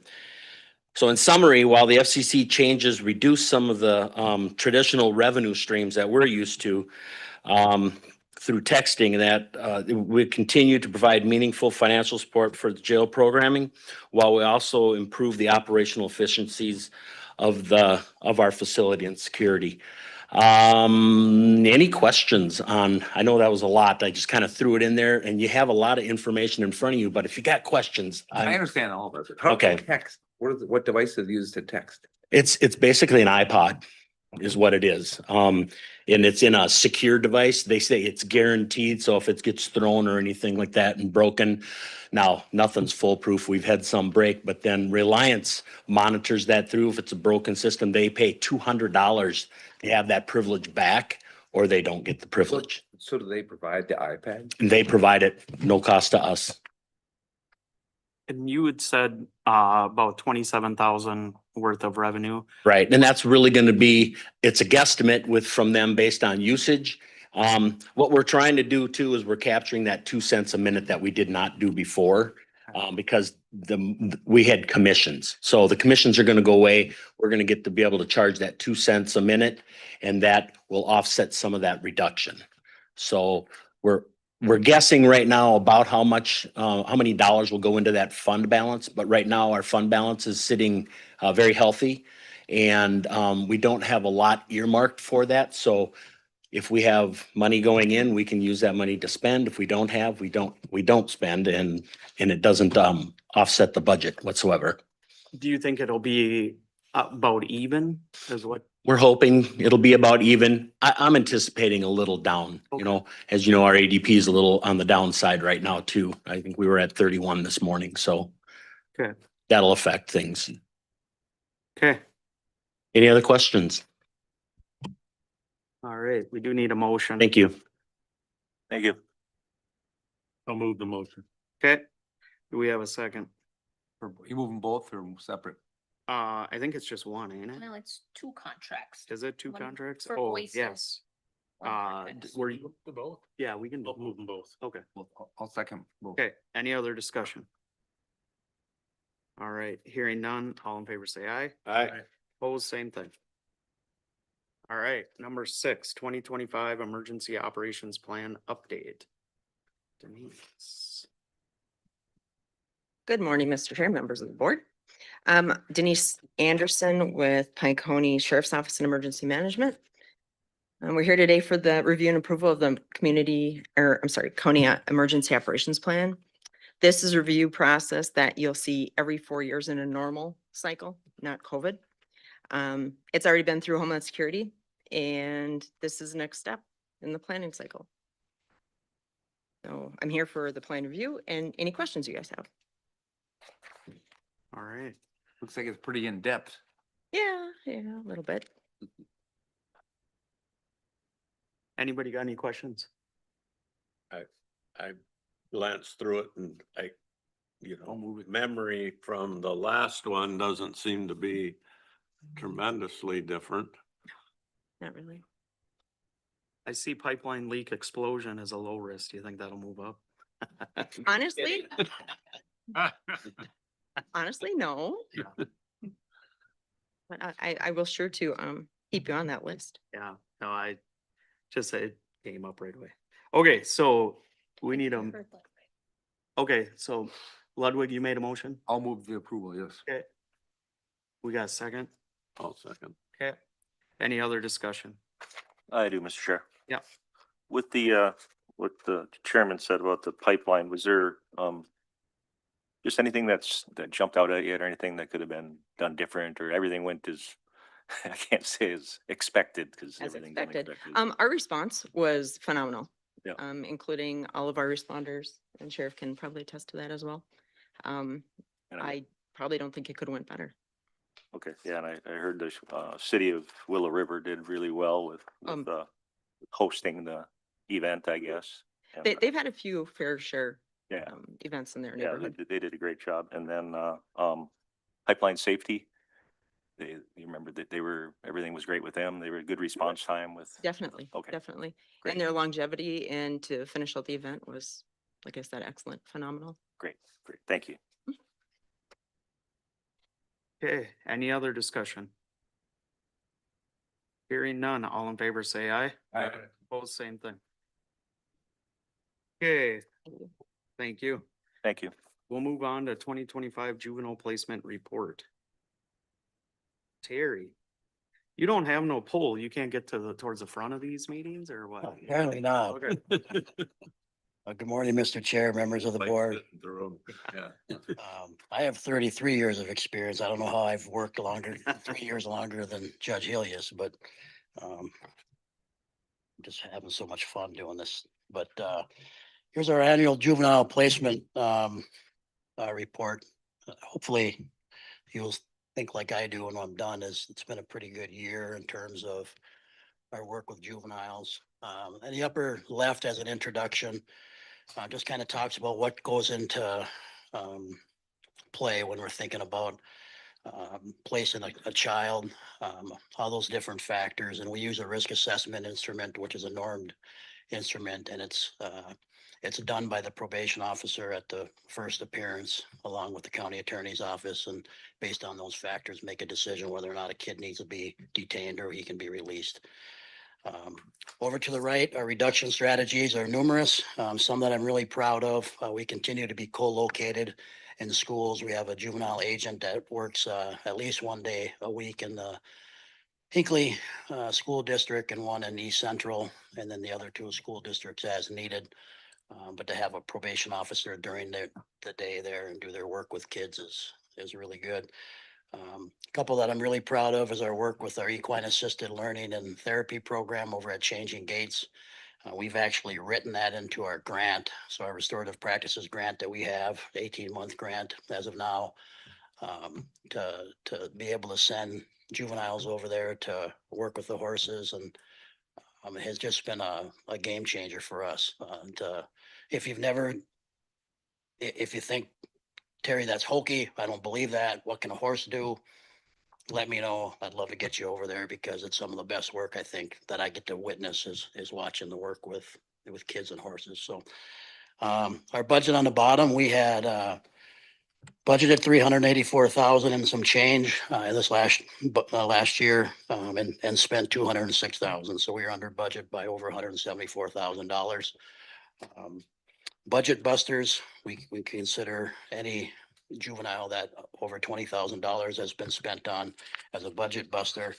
I'm happy to report that this year there's just one budget buster, and all the different dynamics that play in it. If you look up there in the dynamics of trauma history, domestic violence, homelessness, coach hopping, mental health. To be honest with you, I'm surprised it's $41,000 and not more than that.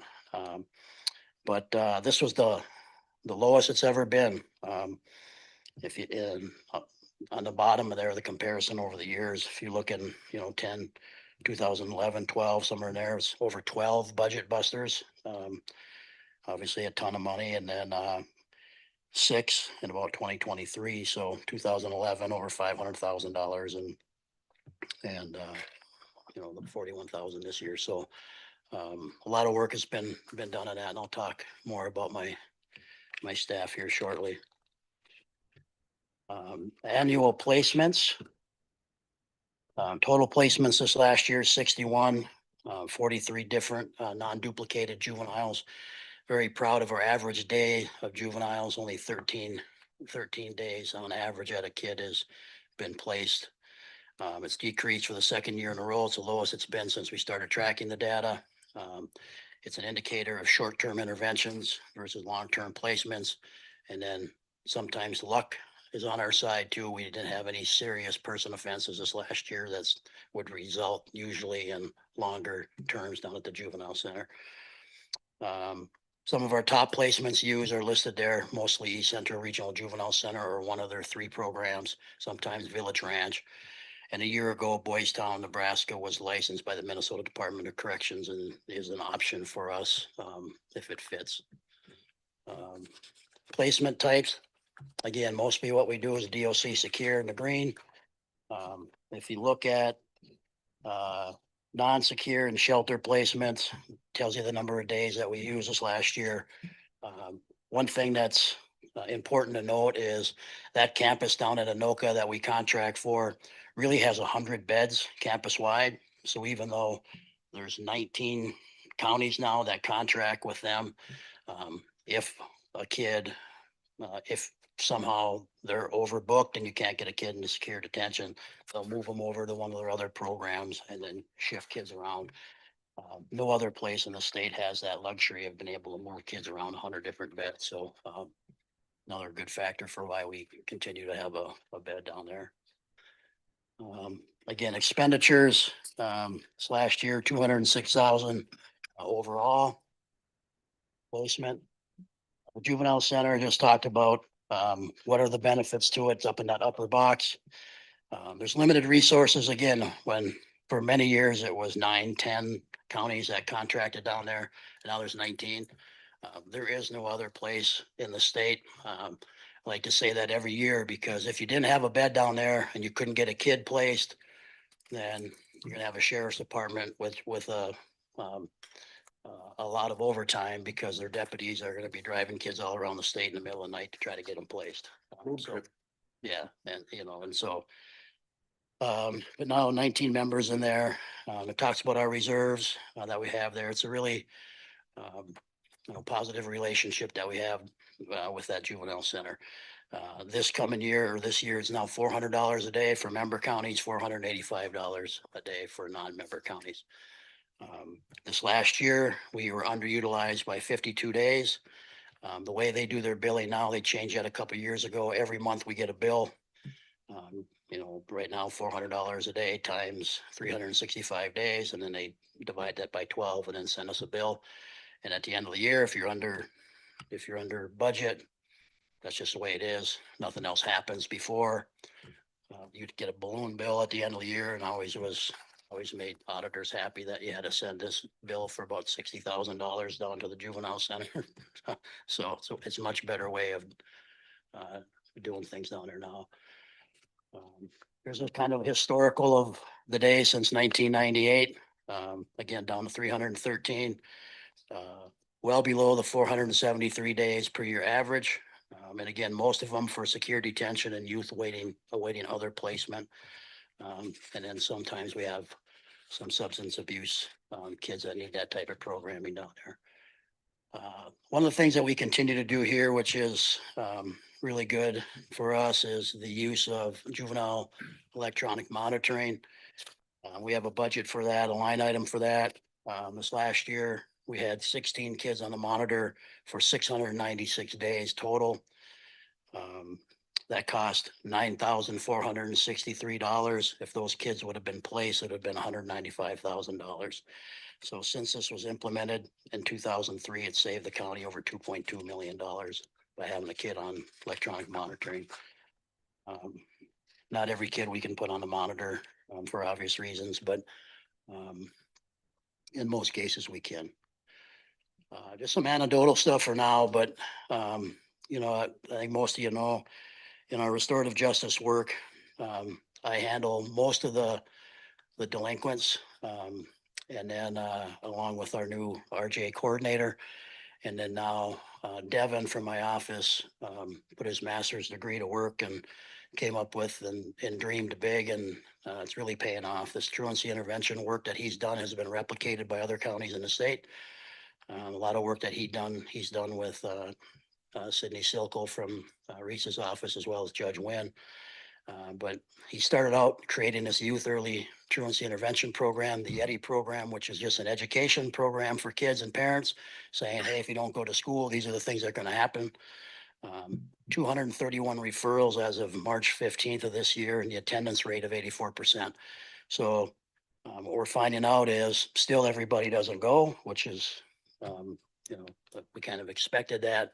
But the kids that are going, it has great benefit, and they're not ending up into the system. Those that are ending up in the system go to what we call TRAIL, which is the restorative program for the habitual truants. As of March 15th, 51 referrals, 11 have completed successfully. Of those 11, none have been referred on to truancy court. You know, as obviously as a result of COVID, our truancy numbers were horrible in this county, and now they're trending back down in large part because of great work that Devin has done. 23 kids are currently in that program, and the restorative practices coordinator assists Devin quite a bit with these kids. The ones that have to go on to truancy court, that's called building bridges, and that's a phase system. So they see Judge Wynn on many occasions. And then those went down now from 24 in 2024 to 23 and 23, and now down to 12 and 25. So cut those numbers down by 12. So it's been by half. So it's been great. And if you can complete in a phase, you can get off truancy probation. The one thing about truancy probation is it's indefinite. It's ordered as indefinite. So you can be 12 and be in truancy court until you're 18. Usually doesn't happen that way, but you know, now these kids have a really good incentive of working through the system, and we send some of these kids over to Changing Gates as well, and so this is working as well. So we're pretty proud about the work that Devin and Molly are doing in the world of habitual truancy. And then lastly, our community alternatives budget, we continue to have a small line item to provide incentives for kids. And, you know, and we also have this built into our RJ grant. So some things like paying for driver's ed for a kid, you know, if you complete your probation, we'll help you out with driver's ed. And so we have a small line item for that, but we also have a larger line item for that in the RJ grant. Transportation, And as I said earlier, Changing Gates is written into our grant and has been a great partner. So that's my news for today. I'm again proud of the work that Sherry Johnson and Devin Peterson have done in the juvenile world in our department in collaboration with Becky's staff and HHS. You know, juveniles are usually a lot of work. You know, you can have, that's why juvenile caseloads are usually much smaller, because there's a lot of tentacles and a lot of stuff that goes on with kids being adolescents, but they, you know, are managing it very well. And at the end of the day, we're saving money drastically. Even in the 11 years that I've been in Pine County, to see that number continue to go down, and it's been great. And I thank Reese while I'm here too. You know, Reese is the one who wrote the restorative practices grant, and the collaboration with Sydney from his office is second to none. And those things really matter, and the work that Judge Wynn does and the time she takes to have sit down hearings with kids versus a 5-minute, you know, hearing in a courtroom, to actually have build relationships with kids. And she continues to make cookies for kids when they do well and they get off probation. She'll deliver them to their work. I don't know of another judge in the state that does that stuff. So it's a pretty cool place to be here in Pine County. So any questions? I have a question, Mr. Chair. Go ahead, Matt. Oh, yeah, so the electronic monitoring. I just thought of it. So we're paying for a bed down in Anoka, and so how does that, if they weren't on the monitoring, where would they go? You know what I mean? Correct. They would have to be placed. Yeah. Okay. And so a lot of those kids would be Anoka. And when I started out in this business, that's how it was. And the placing costs a lot more than the monitoring. Yeah, so rather than paying, you know, $15 a day or whatever for the monitor, you're paying $400 a day for a kid to go down there. Exactly. And 25 years ago, I think I've said this before in here, that's how it was. You know, you could get mad at one of your kids on probation on a Friday afternoon, and then you lock them up and let them out on Monday for no reason other than the fact that you didn't want to get a phone call over the weekend. And so kids were getting locked up and detained. That's the whole Juvenile Detentions Alternatives Initiative, which was a nationwide effort to not lock up kids that don't need to be locked up, and especially don't lock up minority kids, Native American and African American kids in the country that are getting lodged at much greater rates than Caucasian kids. Yeah, is that do you think that's what's caused some of the closures too? Because the abuses like this, you know, with other places holding juveniles, or is it just the market in general? Yeah, I don't think just because they're expensive, you know. Yeah, there's always a have to go type thing. Though. Yeah, and you know, some of the placement places that you're speaking of, some of those were mismanaged and misran, and and had bad incidents or staff getting hurt, and those all contributed, or lawsuits. And so there, I mean, and there were some that that did need to go away. One that I can think of that I wish was still around was Thistledew Camp, you know, up in Togo, and they made that a whole adult prison, and now there's no place to have those intermediate kids that you can't have on the monitor, but don't need to go to any long-term care. They can go up to Thistledew for 30, 60, 90 days and bring them home and have cognitive skills groups, as well as chopping wood in a part of the state that they're not going to run from because they never know how to get home. You know, that was a big loss to this state. Yeah, thank you. Yeah, thanks, Coach. And it's just been a pleasure to see this whole program come to where it is today. And my wonderment is there a way we, everybody involved can track those kids into adulthood? Because really what we're trying to do is make good citizens out of these kids that really dropped out of society and were a burden. And now, you know, if you learn to get up and go to school and don't end up in jail every Friday night, you probably learned how to show up for a job, which everybody tells me is one of the, you know, number one thing. Can you show up? And so do you have a way to do that? Yeah, I wouldn't say it's a simple tracking, but it's something that I think we can pull.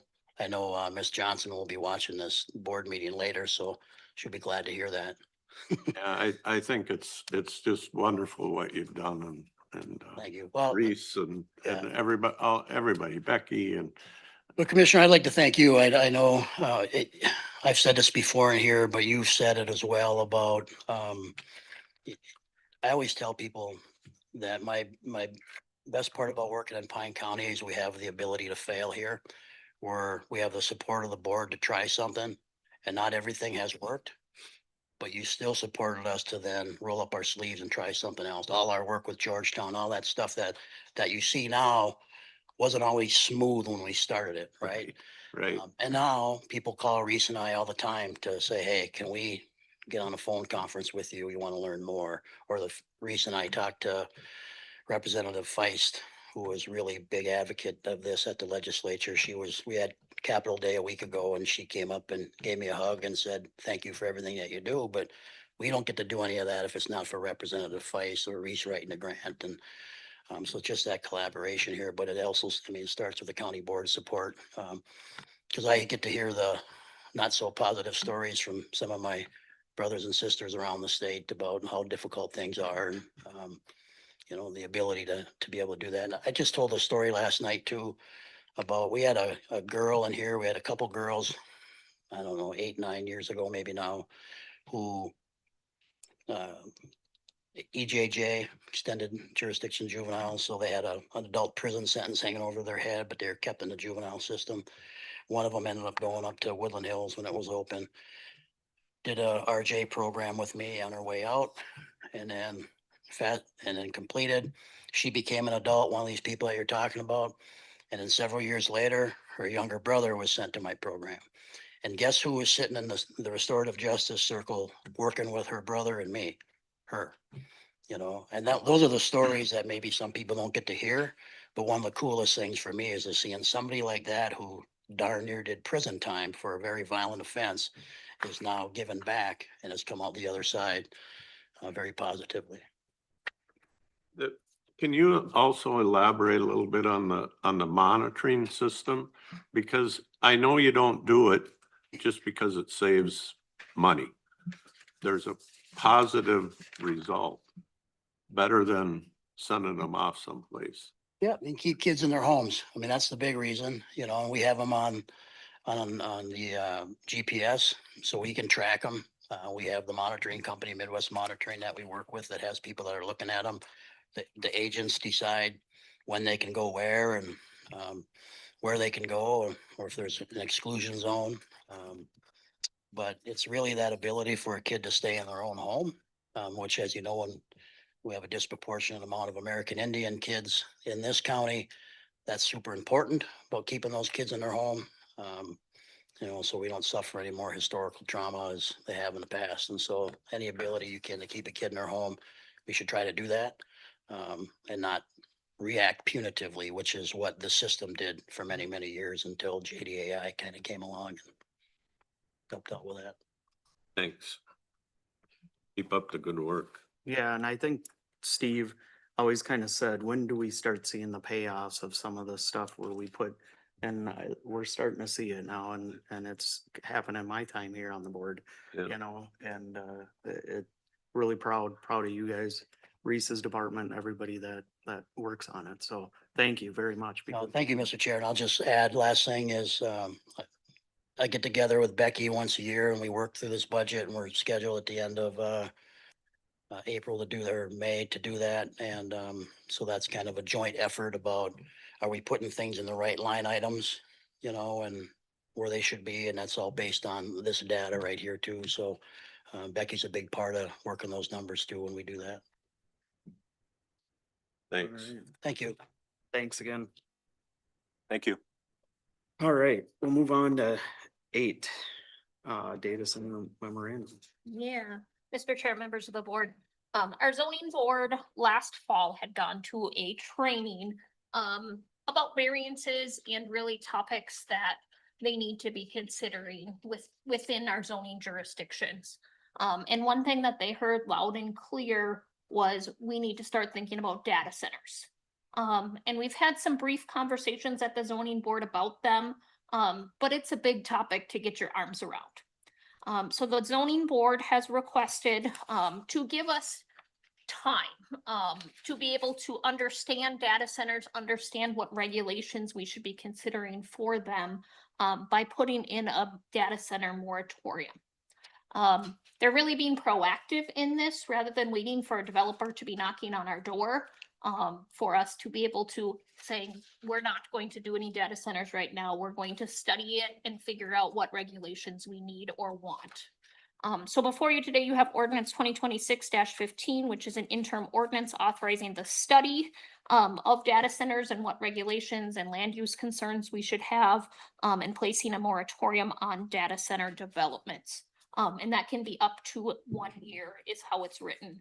Of course, if we get regulations in place and things before then this would not last the whole year, but it can be up to a year.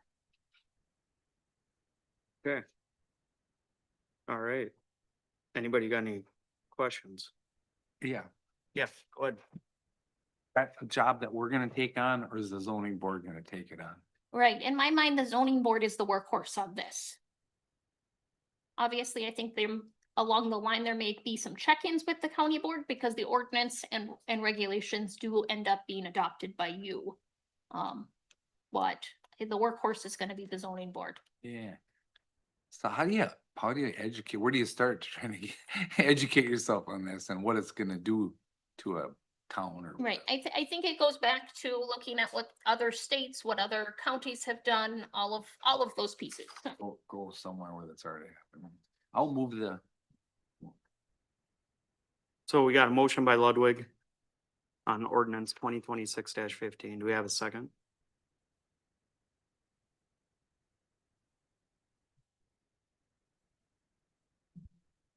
So we need a second on that. I'm waiting for somebody to second it so I can have a little discussion here. Okay, I'm not was that a second or not? Well, I'll just tell you outright, I'm not a fan of moratoriums. Yeah.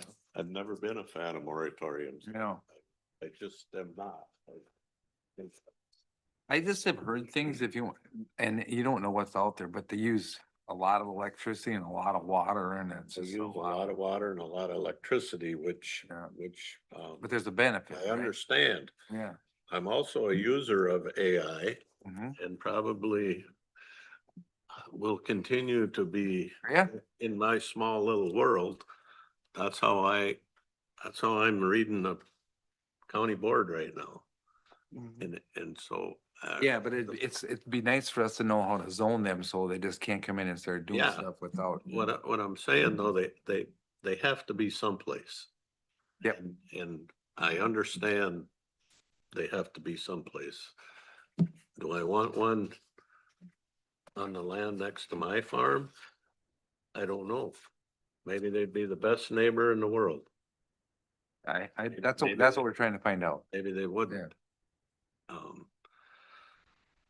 Here's a question for me. Do we have any prospects yet or not? Correct, we have not been contacted by anyone. They're really wanting to move proactively rather than reactively should a development come. Obviously, you've heard the things going on around the state with different potential developments. And so they were just hoping to get in front of it. Okay, and if we do nothing. Sorry. And there isn't anything on there, we just gotta react kinda. But is there a way we maybe, you don't wanna fast track nothing like this, but you try to get something in place before anything? I don't know. Yeah, Mr. Chair, I think if I don't know the timeline, a year seems like a long time to me, but it just gives us, you might have a problem trying to find someone to come and give us a presentation or something. But we may get it done in 2 months, who knows, or 3 months, I don't know what's gonna happen. We always have so much going on, but the zoning board doesn't. I mean, they have stuff that regular business, but Kelly has a lot on her plate, but I don't know, it's day zero to a year, right? It may happen quicker. Yeah. So something, if we did get something in 2 months, then this would go away. Correct. Mr. Chair. Yeah. we do have a motion, but not a second, and we're kind of in a quandary in that. I mean, I wouldn't mind just seconding it for discussion, but I'm kind of with Steve on this issue, so I'll just leave that lay there. What do you want to do, Chair? Yeah, well, does anybody want to second it? No second, then we'll just, yep. Die because of lack of second. Okay. Sounds good. All right. I hope I don't regret this by August, but I think the zoning board would understand that it's top on our list to get done. But I've seen too many townships and cities react to putting a moratorium on something because they don't want it, they don't know what to do, and I don't think that's the way to govern. I think Yeah, I don't think I support them. I just don't know anything about them. Yeah. I don't really either, but My guess is we're gonna find out a lot about them. So I have a question. whether Mr. we Chair. want to or not, yeah, go ahead. Did I miss something or who brought this to us, I guess? Who, the zoning board, okay, so the zoning board brought it to us. Yeah. which I feel bad because they're trying to protect themselves. They're trying to And I'm protect the laying that out county. there. Mhm. Thank you. All right. So we'll move on to 8.1, collective bargaining unit labor agreement. Yeah, you want to take it? or- I sure can take this. So this was our last contract that we had open for 2026 with the Pine County Road and Bridge Supervisors. And the negotiation group has, negotiation committee has reached a tentative agreement with them for 26 and 27. It really is minimal changes from the prior contract and really follows in line with what the other groups that we've already settled with were agreed to. Okay. So I'll make a motion on that, even though I wasn't there at that one. So thanks, Matt, for taking it. And any discussion? Matt, second. I'm sorry, who seconded? Ludwig. Any discussion on that? What happens when you turn that one in top? And how many do we have this year? I think 4. 4? Okay. All right, so it just never ends, huh? Nope. We got a few months. Okay, sounds good. So then 8.2, Commissioner Waldham requested to take the We land. didn't vote. Oh, yes, sorry, we got a vote. Okay, any other discussion on that contract? Hearing none, all in favor, say aye. Aye. Opposed, same thing. All right, so 8.2, we're gonna talk about the timber auction. So, you got something you wanna go over? Yes, I do, Mr. Chair. Just some questions. All of the tracts, are they all forfeited land? Every tract is in forfeit status? Correct. And it's called the forfeit? It's not memorial or veterans or, I would have to research each individual parcel, but that is the land that is managed was tax forfeiture land. Just the individual classifications I do not have at the ready. It could be memorial. okay, I don't, it just because of time, I don't need that now, but yeah, that is a request I'm making. And then surveys are all double checked, I would assume, right? To make sure we're not going onto somebody else's property or anything. Correct. All right, The thank you. land commissioner works with the county surveyor in areas where it's needed. Mr. Chair, Mm-hmm. I can speak just a little bit because Greg's not here, but all the ash pulp, he's just getting ahead of the ash borer while it still has value. Those sales. Okay, and then the total acres of forfeited land. And then total acres of what's described as other would be, memorial forest, veterans, memorial forest. And then this won't affect the sale of this property off of this, won't affect the Tyler versus Hennepin County decision. That's all been clarified that we're not selling property that we have to give back to the original owner. So that's all. Correct. This would That's not clear. be settlement parcels or post Tyler parcels. Okay. And then I know we do the 40, 40, 20. And again, just because of time, I don't need it now, but I would just like to see the balances or make it available for everybody, of course, of where we're at with the balances of this. Because our portion, I guess I'm asking for is it goes towards blight, right? And other things, the monies that we keep at the county level, school district goes to Well- school, township has 20%.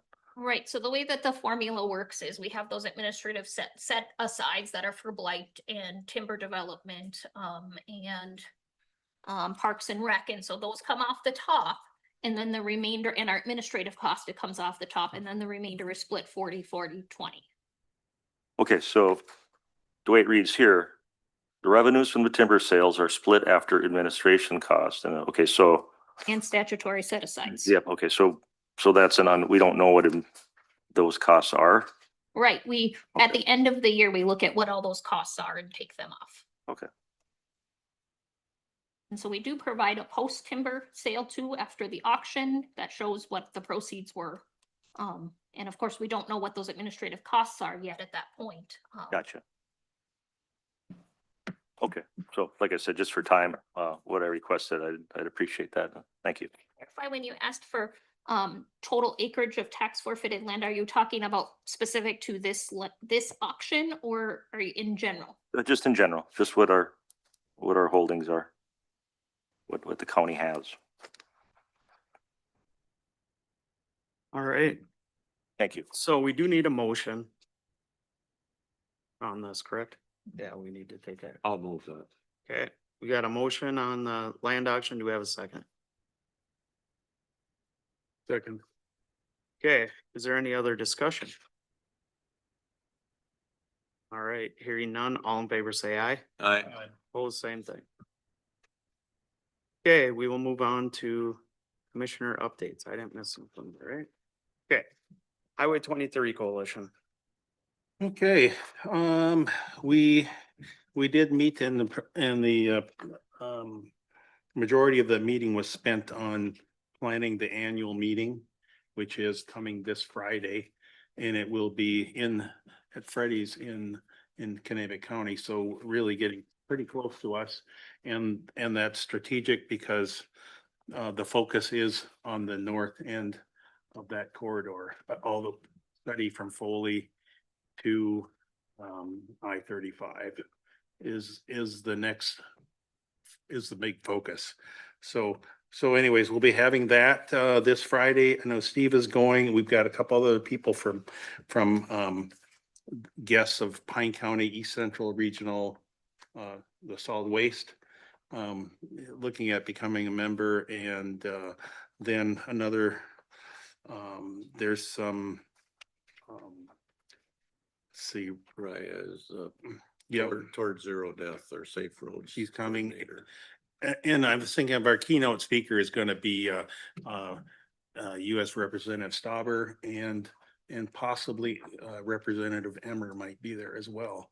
So that's and a number of other officials. Maybe what I would ask, I know it's not on our, but we're allowed certain there's a cost to all this, the annual meeting, and a number of guests that we've invited. And we are probably one over if we want to invite our representative, Nelson. I think that will be covered, but just in case it's not covered, I'm gonna suggest that our county cover that, which is $25. So I'll second that.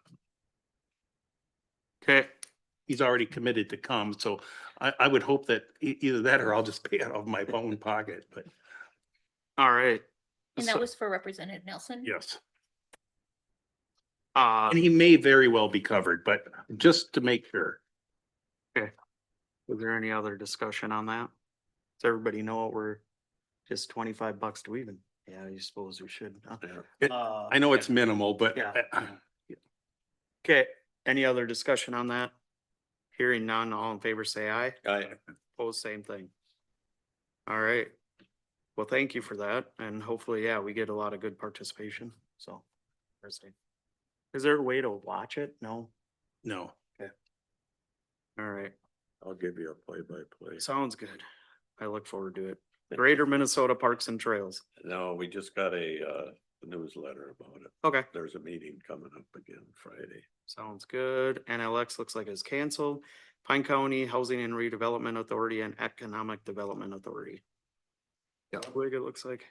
Had our meeting March 25th. The biggest portion was the audit discussion. Went through there and they had a clean audit, no issues at all. The auditor did bring up one thing, Red Pathogens, about, he was wondering about the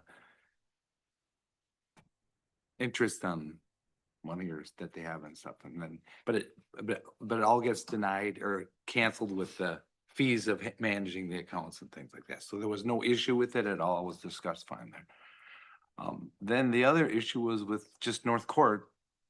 Everything else is running fluid with all the other buildings, but North Court is not generating quite enough money to pay their taxes, property taxes right now, but they're gonna figure that out between the reserves on that. But they can't get an answer from HUD yet on just exactly how to do it, so, but not a worry. Then she started updated on the current and future development projects, and it was pretty much it. Pretty quick meeting. Okay. I had a question, Mr. Chair. Yeah. For Commissioner Ludwig. On the audit costs, it was talked about that 2022, the audit cost 30,000. Didn't get the amount for 2023. 2024 was 20,000. 2025 it was 18,000. Considerable amount of money. And it was questioned that the OSA can do an audit instead of Redpath, and that would be an audit just handled within the state. It was just wondered why that wouldn't be considered or at least priced. And then also, since it is a separate entity, right, of the county, they have their own board. Yep. Why couldn't we utilize in-house our county auditor? I mean, really, when you think about what the holdings are, it's a certain amount of rental units, it's rent in, you have utilities. Everybody knows it's tax time now, and we all are paying accountants, to do things. It was just a question of the amount of money when you add up just these 3 years. With $68,000, when there might be some other options and even other chance of bidding it out to other accountants. That's all I had. Okay. Negotiations. We're done. Yep. We just voted on it, so, yeah. We only got 4 this year, so then we'll be coming back up. Pine County Zoning Board, Ludwig. You heard a bunch of it already with the moratorium discussion. Then the Windermere Shoreline Ordinance was also that, they're reviewing that and had a lot of discussion on that. And what was the estate Bowser guy or whatever who was he was online there, and so Bowser believes that their Windermere's zoning ordinance as it is as strict and in some cases stricter than Pine County's, some of it. Isn't that correct, Kelly? And so they're doing their review, and then it's gonna come to us, but I think we'll see it, so we'll just have to, it'll get to us eventually. And so that is the DNR that does the review. Or DNR, yeah, that's right. That's what I thought. I know I wasn't right. Wasn't about the DNR guy, the shoreline and water guy. Okay. City of Pine City County meeting. Yeah. go We ahead. met last week and they're they've offered a contract to a new public works director, so I guess our next meeting would probably be with that guy in tow. Trying to stay ahead of the issue when the bridge gets built. That's gonna be a big disruptor to the community, so they're trying to plan around that. And that's probably about it. Yeah, no, them meetings have been very good about, we just kind of get together, meet with them about what's kind of going on and they ask questions just in a nice setting. So, yeah, we've got to the bottom of a lot of stuff and I think they're good, so. Are we doing them every month now or is back every other? Okay. Every month, I believe. Okay, if we can. All right, any other meetings that anybody went to? I was the emergency communication board, which used to be called the radio board, met last Thursday. Big thing, they're mapping all the schools in East Central or across the state, but in East Central, Northeast Minnesota. And so that when there's a emergency, everybody has that to show up on their electronic mapping of what people are talking about. They're for the most part at the schools for final review with those right now. And then we have a budget that we have to set, so a lot of budget meetings. And then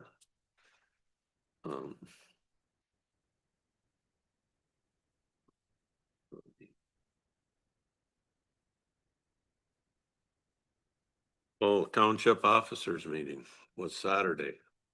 So anyway, I represented the board. Thank you. I really did it well. I took everybody's 5 minutes. Oh, minus about 15. Mary did it. Mary was there. Sheriff was there. Reese was there. They gave a really good talk and I covered mostly that costs are going up for the county. I don't care if you're talking technology or grader blades for the township road grader. That's the way it is. Got anything to add, Mary or Reese? I think so. Okay, thanks. I asked a lot about, election training. Yeah. Yep.